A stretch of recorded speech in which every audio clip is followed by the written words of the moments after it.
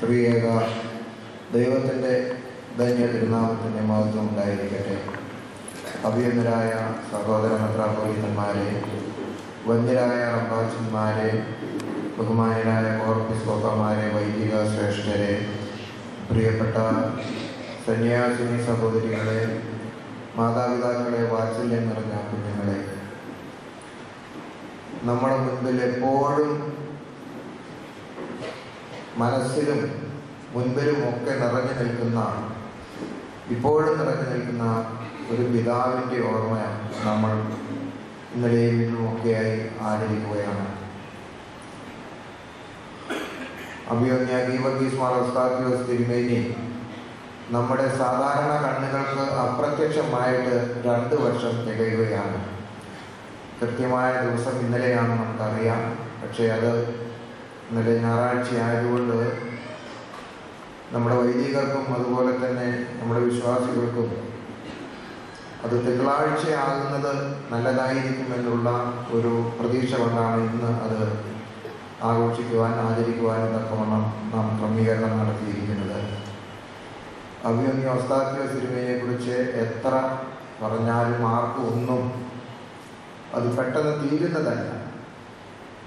എത്ര കൂടുതൽ കാര്യങ്ങൾ പറയാൻ നമുക്ക് ആഗ്രഹമുണ്ടെങ്കിലും അത് ഈ സമയം അത് മുഴുവൻ പ്രായോഗികവുമല്ല, അത് പറഞ്ഞാൽ തീരുന്നതുമല്ല.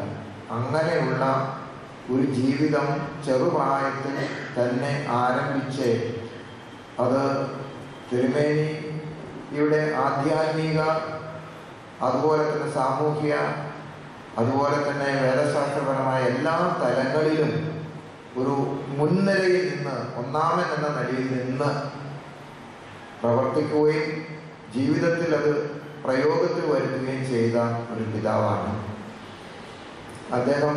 ഏറ്റവും അധികം ഒരുപാട് കാര്യങ്ങൾ അദ്ദേഹത്തെ കുറിച്ച് പറയാനുണ്ടെന്നറിയാം. നമ്മൾ അദ്ദേഹവുമായിട്ട് നമ്മുടെ കൺമുമ്പിൽ നിന്ന് വേർപിരിഞ്ഞിട്ട് അധികം നാളൊന്നും ആയില്ല.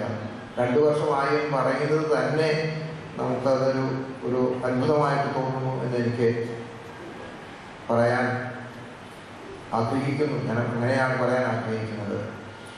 തിരുമേനി വേദപുസ്തക കാര്യത്തിലുള്ള തിരുമേനിയുടെ സുവിശേഷ താല്പര്യം, വേദ പഠനം ഇത്രയും ആഴമായി ഗൗരവമായി ജീവിതത്തിലെടുത്ത് അത് മറ്റുള്ളവർക്ക് പകർന്നു കൊടുക്കുകയും അല്ലെങ്കിൽ ആ സുവിശേഷ വചനത്തിൻ്റെ പൊരുൾ എന്ത് എന്ന് ലോകത്തോട് ആഴമായി വിളിച്ചു പറയുകയും ചെയ്ത ഒരു പിതാവാണ്. ചെറുപ്പം മുതൽ തന്നെ വേദപാരായണം ശക്തമായിരുന്നു. വേദപുസ്തകം നല്ലതുപോലെ വായിക്കുകയും പഠിക്കുകയും ധ്യാനിക്കുകയും ഒക്കെ ചെയ്തിട്ടുണ്ട്. അതിൻ്റെ പൊരുൾ എന്തെന്ന് സാധാരണക്കാരുടെ ഹൃദയത്തിലേക്ക് ചെന്നെത്തത്തക്കവണ്ണമുള്ള ഒരു വലിയ ഉജ്ജ്വലമായ വാഗ്മിയും ഒരു നൽവരം ദൈവത്തിൽ നിന്ന് സ്വീകരിച്ച പിതാവുമാണ്. അതുപോലെ തന്നെയാണ് തിരുമേനിയുടെ മനുഷ്യ സ്നേഹം എന്ന് പറയുന്നത്. തിരുമേനി മലങ്കര സഭയുടെ മാത്രം മെത്രാപ്പൊലീത്ത എന്ന് നമുക്ക് പറയാമെങ്കിലും ലോകത്തിൽ എല്ലായിടത്തും ഒരു ക്രിസ്തീയ ലോകത്തിൽ അറിയപ്പെട്ടിരുന്ന, ലോക തലത്തിൽ അറിയപ്പെട്ടിരുന്ന പിതാവാണ്. അത്രമാത്രം അദ്ദേഹത്തിൻ്റെ പ്രവർത്തന വൃത്തം വലിപ്പമുള്ളതായിരുന്നു. ആരും പറയാൻ ധൈര്യപ്പെടാത്ത ആശയങ്ങളും പ്രത്യയശാസ്ത്രങ്ങളും അദ്ദേഹം വിളിച്ചു പറയുമായിരുന്നു. ധനത്തെക്കുറിച്ച്, സുവിശേഷത്തെക്കുറിച്ച്, ദരിദ്രന്മാരെക്കുറിച്ച്, ദരിദ്രന്മാരോടുള്ള കരുതലിനെ കുറിച്ച്, ധനവാന്മാരെ കുറിച്ച്, സ്നേഹമെന്ന് പറയുന്നത്, സ്നേഹത്തെക്കുറിച്ച് എത്ര പറഞ്ഞാലും തീരാത്ത ഒരു പിതാവാണ്. സ്നേഹത്തിൻ്റെ പ്രവാചകനെന്ന് നമുക്ക് വിളിക്കാം. വളരെ സുതാര്യമായൊരു ജീവിതമാണ്.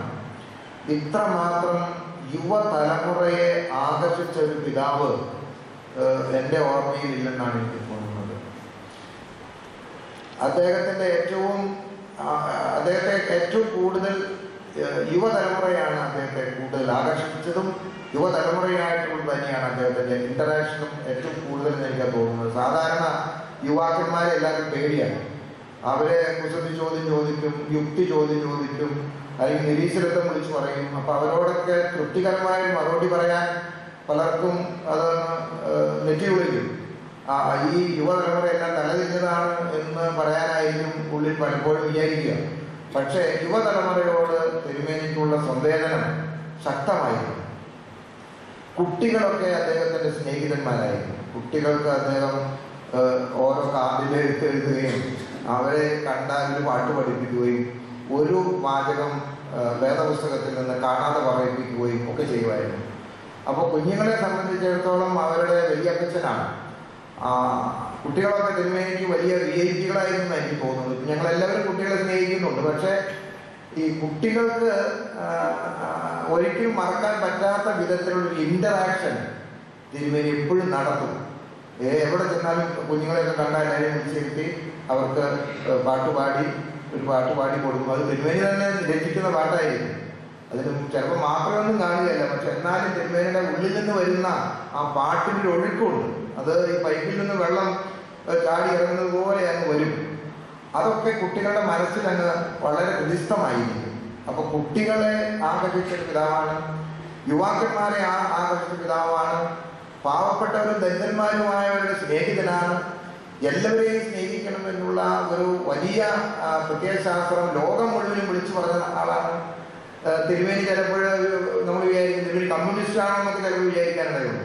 കാരണം ക്ലാസ്ലെസ് സൊസൈറ്റിയും വർഗവർണ്ണ ഭേദമന്യേ എല്ലാവരെയും സ്നേഹിക്കണമെന്നുള്ള ആശയങ്ങളൊക്കെ അത് ഒരു ക്രൈസ്തവ മഹാപുരോഹിതന്റെ വായിൽ നിന്ന് വരുമ്പോൾ ലോകം ഇങ്ങനെ അത് കാതോർക്കുകയാണ്.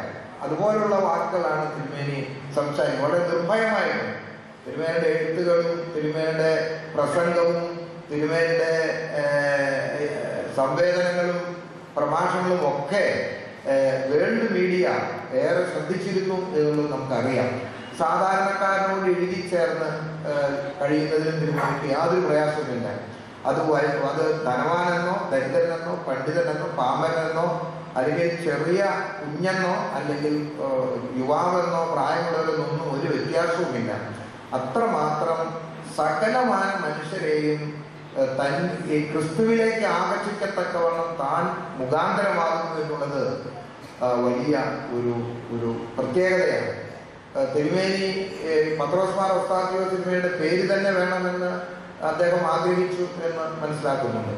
ആ പേര് പത്രോസ് മാർ ഒസ്താത്യോസ് തിരുമേനിയിലൂടെ അദ്ദേഹം ചെയ്തിരുന്ന കാര്യങ്ങളെ കുറിച്ചുള്ള തിരുമേനിയുടെ ഒരു വലിയ ഇഷ്ടവും ആകർഷണീയതയും ഒക്കെ അതിന്റെ കാരണങ്ങളായിരിക്കും. അങ്ങനെ കുഞ്ഞുനാളിൽ മുതൽ പിന്നെ ഈ ദൈവികത, അതുപോലെ തന്നെ സഭയുടെ ദൗത്യമെന്ത്, കാലത്തിന്റെ ചുവരെഴുത്തുകൾ മനസ്സിലാക്കി കൃത്യമായി ഒരു പ്രവാചക ശബ്ദം സഭയിൽ ഉയർത്തുവാൻ അല്ലെങ്കിൽ സമൂഹത്തിൽ അത് വിളിച്ചു പറയുവാനൊക്കെ വേണം. അദ്ദേഹത്തിന് ഒരു മടിയുമില്ല. അങ്ങനെ പറഞ്ഞതുകൊണ്ട് ആർക്കും അതിൽ വിരോധവുമില്ല. അദ്ദേഹം ഏത് പ്രസംഗം പറഞ്ഞാലും ഈ അല്പം പണമുള്ളവരെ ഒന്ന് നോവിച്ച് ആ പ്രസംഗം അവസാനിക്കുള്ളൂ. പക്ഷേ അങ്ങനെ നോവിച്ച് പറയുന്നത് കൊണ്ടൊന്നും ആർക്കും ഒരു തരത്തിലും അസ്വസ്ഥതയോ അല്ലെങ്കിൽ തിരുമേനി ഇങ്ങനെ പറഞ്ഞത് ശരിയായില്ല എന്നൊന്നും ഞാൻ കേട്ടിട്ടില്ല, കാണാൻ വഴിയില്ല. തിരുമേനി അങ്ങനെ പറഞ്ഞാലും അത് സ്നേഹം കൊണ്ടും വാത്സല്യം കൊണ്ടും അതുപോലെ തന്നെ ക്രൈസ്തവ ഉത്തരവാദിത്വത്തിന്റെ ആ ദൗത്യബോധത്തിന്റെ തീവ്രത തിരുമേനി വളരെ ചൂടായിട്ടൊക്കെ പറയും. അതുകൊണ്ടൊന്നും ആർക്കും ഒരു വിരോധമൊന്നുമില്ല. അങ്ങനെയുള്ള ഒരു വ്യക്തിത്വമായിരുന്നു. അങ്ങനെയുള്ള വ്യക്തിത്വങ്ങൾ ഇടയ്ക്കൊക്കെ സഭയിൽ ഉണ്ടായാലേ പറ്റുള്ളൂ. കാരണം ഇത് പ്രസംഗിക്കാൻ മാത്രം പോരാ. പ്രസംഗിക്കാത്തപ്പോൾ നല്ലപോലെ ശബ്ദവും പിന്നെ സ്വരമൊക്കെ ഉണ്ടെങ്കിൽ എനിക്കും സാധിക്കുമായിരിക്കും. പക്ഷെ അതുകൊണ്ടായില്ല. അത് ജീവിതത്തിൽ അത് ഒരു തുറന്ന പുസ്തകം പോലെ വേറൊരാൾക്ക് പരിശോധിക്കാൻ ഒരു ബുദ്ധിമുട്ടുമില്ല. സുതാര്യതയാണ്. തിരുമേനിയുടെ സുതാര്യത വളരെ കേമമാണ്. അതുപോലെ ഈ 10-60 വർഷം 10-50-60 വർഷക്കാലൊക്കെ ഈ മലങ്കരയിൽ എല്ലായിടത്തും സുവിശേഷത്തിന്റെ സ്റ്റേജുകളിലെ ഫാദർ എം വി ജോർജും അതിന്റെ മുമ്പ് ചെമ്മാച്ചനും എനിക്ക് ഓർമ്മയില്ല, ചെമ്മാച്ചനായിട്ടും ഓർമ്മയില്ല. ഫാദർ എം വി ജോർജിനെ അറിയാത്തവർ ആരും ഉണ്ടായിരുന്നില്ല. ഈ മലങ്കരയിൽ ഉണ്ടായിരുന്ന സകല സുവിശേഷ പന്തലുകളിലെ ഒരു സ്ഥിരം പ്രഭാഷകനായിരുന്നു. അത് വളരെ തീവ്രമായി അങ്ങനെ പറയുകയും ബന്ധപ്പെടുകയും സംസാരിക്കുകയും ഒക്കെ ചെയ്ത ഒരു പിതാവാണ് അതുപോലെ തന്നെ യുവതലമുറയെ ഏറെ ആകർഷിച്ച പിതാവാണ്. രോഗികളോടും അനാഥരോടും ഒക്കെ തിരുമേനിക്കുള്ള ഒരു സ്നേഹത്തിന്റെ ഒരു ഒഴുക്കും ദാഹവും ഭയങ്കരമാണ്. അതുകൊണ്ട് തന്നെയാണ് അതിന്റെ പിൻതലമുറക്കാരായിരിക്കുന്ന ഈ സെന്റ് പോൾസ് ആശ്രമത്തിലെ അംഗങ്ങളും അതുപോലെ തന്നെ തിരുമേനിയുടെ ശിഷ്യഗണങ്ങളും ഒക്കെ ആ പാതയിലൂടെ തന്നെയാണ് കടന്നു പോകുന്നത്. ഇവിടെ തന്നെ തിരുമേനി സ്ഥാപിച്ച ഈ ജീവകാരുണ്യ സ്ഥാപനങ്ങളുടെ എനിക്കതിന്റെ മുഴുവൻ എണ്ണം കാണാതെ അറിയാമല്ല, പുസ്തകം നോക്കി വേണമെങ്കിൽ വായിക്കാം, അതേ പറ്റുള്ളൂ. അതുപോലെ അങ്ങ് ഉണ്ട്. അത് എയ്ഡ്സ് രോഗിയുണ്ട്, ക്യാൻസർ പിടിച്ച് ഒന്നും ചെയ്യാൻ വയ്യാത്തവരുണ്ട്. അവരെയൊക്കെ വാരിക്കോരി എങ്ങനെയെങ്കിലും വാരിയെടുത്ത് അവരെ ശുശ്രൂഷിക്കുകയും അവർക്ക് വേണ്ടി എന്തെല്ലാം നമുക്ക് കരുതാമോ അതൊക്കെ ചെയ്യുകയാണ്. അതിന്റെ പിൻതലമുറക്കാരും അത് തുടരുന്നുണ്ട് എന്നുള്ളത് എനിക്ക് സന്തോഷമുണ്ട്. കാരണം പിന്നെ നമ്മുടെ ക്രിസോസ്റ്റമോസ് തിരുമേനി, ഞാൻ ഇന്നലെ ബാംഗ്ലൂരായിരുന്നു. അവിടെ സ്നേഹസദൻ എന്ന് പറയുന്ന തിരുമേനിയുടെ സ്ഥാപനത്തിൽ പോയി കുറച്ച് സമയം ചെലവഴിച്ചു. കുറെ കൂടെ പോയി കഴിയുമ്പോൾ 10-80 കിലോമീറ്റർ യാത്ര ചെയ്താൽ അവിടെ എയ്ഡ്സ് രോഗികളെ സംരക്ഷിക്കുന്ന ഒരു സ്ഥലമുണ്ട്. അവിടേക്ക് ഇന്നലെ പോകാൻ എനിക്ക് സമയത്തില്ല.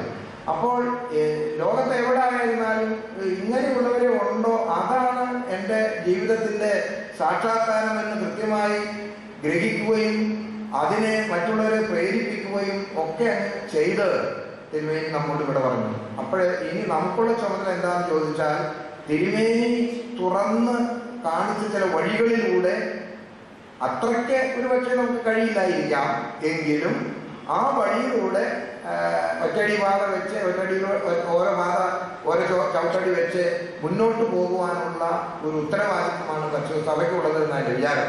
അത് കുറേയൊക്കെ നമ്മൾ ചെയ്യുന്നുണ്ട്. അത് കൂടുതൽ ചെയ്യാൻ സാധിക്കുവാണെങ്കിൽ വളരെ നല്ലതാണ്. നമ്മുടെ എല്ലാ പിതാക്കന്മാരും ഒരുപാട് ഈ ജീവകാരുണ്യ പ്രവർത്തനങ്ങളിൽ ഈ ദരിദ്രന്മാരോടും പാവപ്പെട്ടവരോടും ഒക്കെ കരുണ കാണിക്കത്തക്കവണ്ണ പ്രവർത്തനങ്ങളിൽ ഏർപ്പെടുന്നവരാണ്. അത് മിഷൻ ബോർഡായിരുന്നാലും അതുപോലെ തന്നെ സെന്റ് പോൾസ് ആശ്രമമായിരുന്നാലും അഭിമന്യ നമ്മുടെ സേവാലയത്തിനുവേണ്ട ഒത്തിരി പ്രസ്ഥാനങ്ങളായിരുന്നാലും ഒക്കെ ഈ പ്രചോദനം എനിക്ക് തോന്നുന്നത് അഭിമന്യ ഒസ്താക്യോസിന്റെ പ്രവർത്തനത്തിന്റെ ഒരു പ്രചോദനം അറിഞ്ഞോ അറിയാതെയോ സഭയുണ്ടാകുന്നുണ്ട്. സഭ പിതാക്കന്മാരായി നേതൃത്വം കൊടുക്കുന്നുണ്ട്. അങ്ങനെ തിരുമേനിയുടെ ആ സ്വപ്നം സാക്ഷാത്കരിക്കാൻ നമുക്ക് എന്തെല്ലാം ചെയ്യാൻ ഒക്കും. നമ്മൾ ചെയ്താൽ ഈ ലോകം മുഴുവനും അതെല്ലാം പിന്നെ സംതൃപ്തിയാകുമെന്നും വിചാരിക്കേണ്ട കാര്യമില്ല. നമ്മെ കൊണ്ട് എന്ത് ചെയ്യാൻ ഒക്കും എന്നുള്ളതാണ് ദൈവം പ്രതീക്ഷിക്കുന്നുള്ളൂ. ഇപ്പൊ ഉത്തരാഖണ്ഡിൽ ഒരു ഗ്രാമം തന്നെ നമ്മൾ ദത്തെടുത്തിട്ടുണ്ട്. അപ്പോൾ ഒറീസയിലെ കരകണ്ടിയിലെ അങ്ങനെ പല സ്ഥലത്തും തിരുമേനി പലതും ആരംഭിച്ചിട്ടുണ്ട്. അത് പലതും മുന്നോട്ട് പോകുന്നുണ്ട്. അപ്പോൾ തിരുമേനിയുടെ ഈ ഓർമ്മ ആചരിക്കുമ്പോഴും തിരുമേനിയെ കുറിച്ച് നമ്മൾ അയവിറക്കുമ്പോഴും ഒക്കെ ആ സ്മരണ ഓർക്കുമ്പോഴും ഒക്കെ നമുക്ക് ചെയ്യാനുള്ളത് how to proceed the path of our beloved തിരുമേനി. തിരുമേനി എല്ലാവരും ഒരു സർജറി കഴിയുമ്പോൾ അല്പമൊക്കെ വിഷമിക്കുകയും പേടിക്കുകയും തിരുമേനി അതോടുകൂടി എന്തെങ്കിലും ഒരു പദ്ധതി എടുക്കും. ഒന്നോ SIF എന്നോ അല്ലെങ്കിൽ MAF എന്നോ അല്ലെങ്കിൽ വേറെ ഏതെങ്കിലും ഹൃദയത്തിന്റെ അതിനെന്താ ഹാർട്ട് ഫൗണ്ടേഷനോ എന്തൊക്കെ പേരുണ്ട്, മുഴുവൻ പേരൊന്നും എനിക്ക് അറിയാൻ പറ്റില്ല. എന്തെങ്കിലും ഒരു ചെറിയ കണിക ഒരു ചിന്ത പോലെ തിരുമേനിയുടെ അടുത്ത് വന്നാൽ തിരുമേനി പിന്നെ അതിന് പിന്നാലെ പോകും. ഇപ്പൊ ആൻഡമാൻസിൽ ഏതാണ്ട് തുടങ്ങുന്നു, ആഫ്രിക്കയിൽ തുടങ്ങണമെന്ന് പറഞ്ഞിട്ട് പിൽപ്പറമ്പാച്ചൻ വളരെയേറെ ബന്ധപ്പെടുന്നുണ്ടെന്ന് എൻ്റെ വിചാരം. അപ്പോൾ അങ്ങനെ ചെയ്യാൻ ഒരാൾ വേണം, നേതൃത്വം കൊടുക്കാൻ ഒരാൾ വേണം. അപ്പൊ നമ്മുടെ തിരുമേനിയുടെ സ്വപ്നങ്ങൾ സാക്ഷാത്കരിക്കാൻ നമുക്ക് എന്ത് ചെയ്യാൻ കഴിയും എന്നുള്ളതായിരിക്കട്ടെ നമ്മുടെ വിചാരം. ഞാൻ എൻ്റെ വാക്ക് ദീർഘിപ്പിക്കുന്നില്ല. നമ്മുടെ എല്ലാവരെയും ഗുരുവാണ്. നമ്മുടെ മനസ്സിലെ തിരുമേനിയോടുള്ള സ്നേഹം എന്ന് പറയുന്നത് എല്ലാവരും അത് കാത്തു സൂക്ഷിക്കുന്നുണ്ട്. അതല്ലാതെ മറ്റൊരർത്ഥത്തിലല്ല. പിന്നെ ചിലപ്പോൾ നമുക്ക് തോന്നും തിരുമേനി എന്നെയാണ് കൂടുതൽ സ്നേഹിക്കുന്നതെന്ന് നമുക്ക് തോന്നും. പക്ഷെ അങ്ങനെ എല്ലാവർക്കും തോന്നും. കാരണം തിരുമേനിയായിട്ട് ഇടപെട്ടാലുണ്ടാകുന്ന ഒരു നിലപാടാണ്. തിരുമേനി കുട്ടികളായാലും വലിയവരായിരുന്നാലും യുവാവായാലും യുവതിയായിരുന്നാലും എല്ലാവരോടുമുള്ള ഒരു അല്ലെങ്കിൽ വളരെ വലിയ ഒരു സ്നേഹത്തിന്റെ ഒഴുക്ക് അവിടെ ഉണ്ട്, സുതാര്യതയുണ്ട്. അതുപോലെ തന്നെ ഈ ഏറ്റവും കൂടുതൽ ഈ പട്ടിണിയും ദാരിദ്ര്യവും രോഗവും ഒക്കെ പിടിച്ചവരോട് ഒരു അഗാധമായ വാത്സല്യം. അപ്പൊ അങ്ങനെയുള്ള കാഴ്ചപ്പാടുകൾ മുന്നോട്ട് പോകണം. അത് ക്രൈസ്തവ ആധ്യാത്മികതയുടെ ഒരു അടിസ്ഥാന ലക്ഷണമാണ്. ആരാധനയും അതുപോലെ തന്നെ ആതുര സ്നേഹവും രണ്ടും കൂടെ ഒരുമിച്ച് പാനൊക്കുള്ളൂ.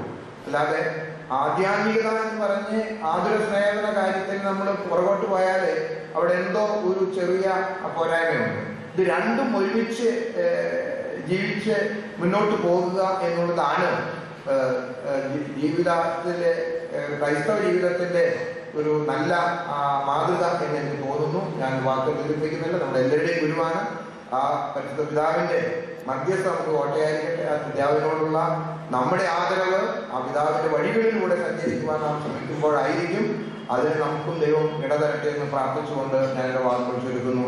ദൈവമായ പിതാവിനെ വാഴ്ത്തി അനുഗ്രഹിക്കട്ടെ.